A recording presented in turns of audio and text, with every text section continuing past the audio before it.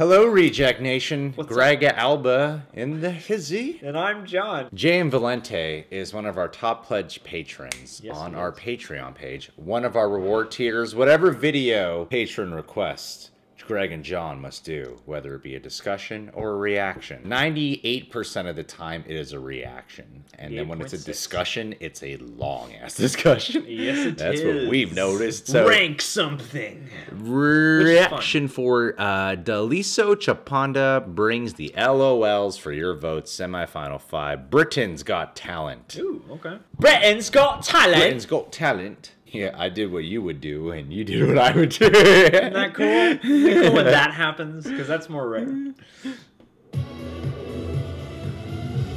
Just like that. Includes copyright. Somebody wrote that jingle. Thank you for that welcome, and thank you, Amanda, for pushing that buzzer. Ever since you did it, my life has been bonkers. People approaching me on the road saying, well done, but the most common question I get is, you're from where? Is it Mali? Maui? It's Malawi. And if any of you don't know where that is, it's where Madonna adopted all the babies from. That's I'm jealous. I do miss my little brother. Oh. Not bad. You got Simon Cowell. Yeah. Pound the table. Angelina took my sister, so.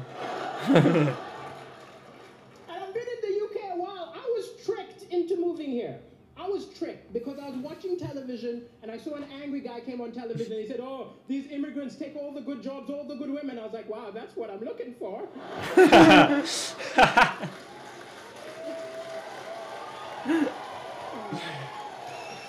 Cut to, but I know is that family? sometimes comedy, it's hard to laugh sometimes because the news is full of depressing stuff. But I think the thing is, it's misleading because amazing things happen every day, little acts of kindness, but they don't report it. They put it on page 10, they open with the doom and gloom. If the BBC News was a mate of yours, you'd never go over. Look, I'm not going to that depressing barbecue. I'm going out with Cartoon Network. But it's an amazing time to be alive. People say stuff like, oh, I miss the good old days. The good old days were terrible. We've got amazing stuff. We've got Wi-Fi. We've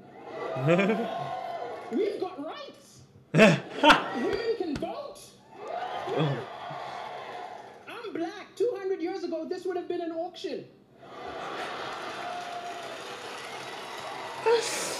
Oh. We've come a long way, that's all I'm saying. But even with the doom and gloom, the Malawian press is a lot worse than your press here. I'll tell you. Like, I did the first ever comedy show in Malawi, which isn't an accomplishment. I'm the only stand-up comedian, right? I called the local press and said, send a reporter. The editor said, why don't you write the review yourself? You give me some money, I will say we wrote it. I was disgusted by the total lack of integrity in the Malawian press. But wow, that was the best review I ever got. 7 stars! He's a genius! The African Michael McIntyre!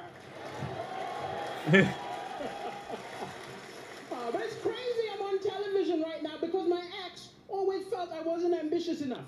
She always used to be like, you're a comedian, come on, be more ambitious. I said, hey, I'm happy. She said, you're not happy. I said, I think I'm happy. She said, no, be more ambitious. I did not sign up for somebody who's going nowhere. I snapped. I told her, look, you knew I wasn't ambitious the day we met. Of all the women in the bar, I approached you. Oh. Yeah, you're laughing. I'm single now. I'm looking for love. I'll admit I'm looking for love. You know, gotta get that citizenship, you know. But it's hard to date on a budget. I remember going for a date and the woman made a lot more money than me, which isn't a problem. We're in the 21st century, but I was ashamed.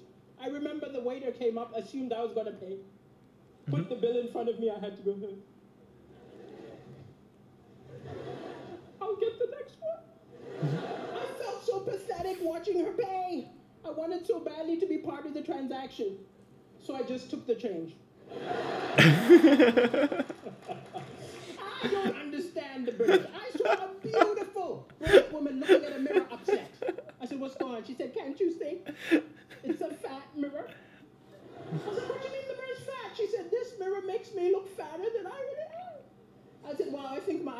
same problem. I'm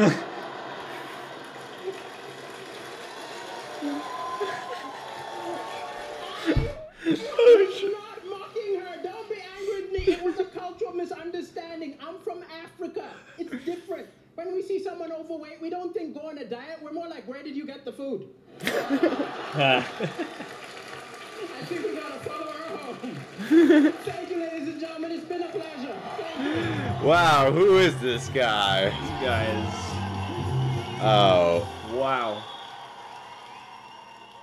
I hope this dude gets huge, man. Yeah, that was some funny ass shit right there. I've seen a lot of, like, I've been to Flapper's Comedy Store a lot, and I've been to like a lot of stand-up venues in the LA area. It's oftentimes that I'll see an African comedian, like a comedian from Africa do stand up. Some of these bits are similar types of bits, but they don't quite.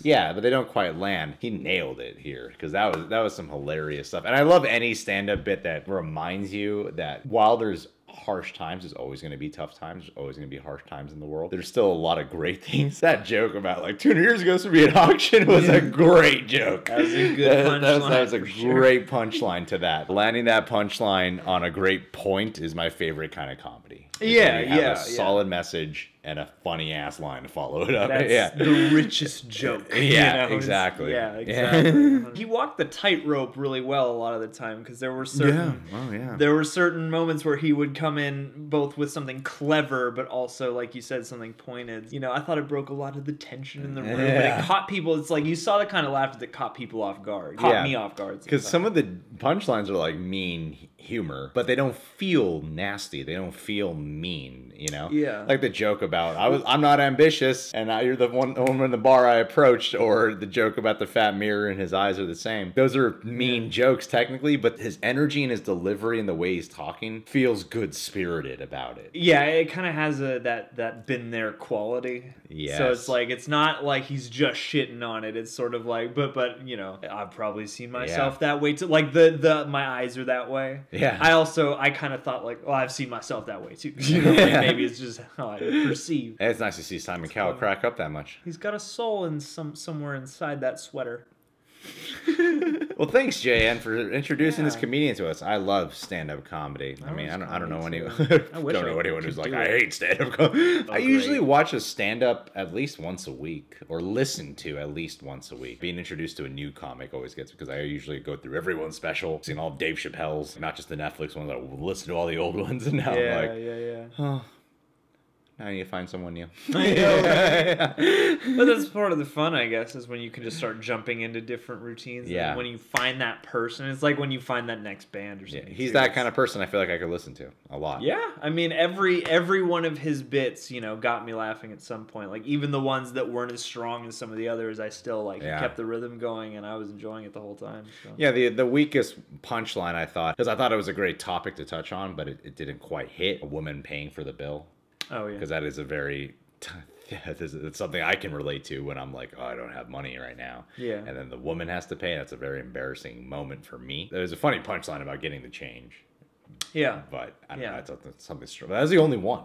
All the other ones hit really strong. They're really, Yeah, when it seemed to work most when he was getting on a more pointed topic than like, you know, like who pays on a date is kind of tried and true. So it's a little less specific, I felt like, than some of the other, you know, topics. You just get so fed up, you're like, come on, tongue, get it together. Jan Valente, thank you once again. I know you got your shirt, your letter. Now we just need to do a Google Hangout. Then we will have honored all your reward tiers, buddy. So you get when you're a high pledge. Whatever you like, man. Subscribe to The Real Rejects. Click that notification bell, and make sure to check out our Patreon. It's like a second YouTube channel, full-length music video reactions and TV show reactions throughout the week, Q&A, a lot of other stuff, a lot of stuff. A lot.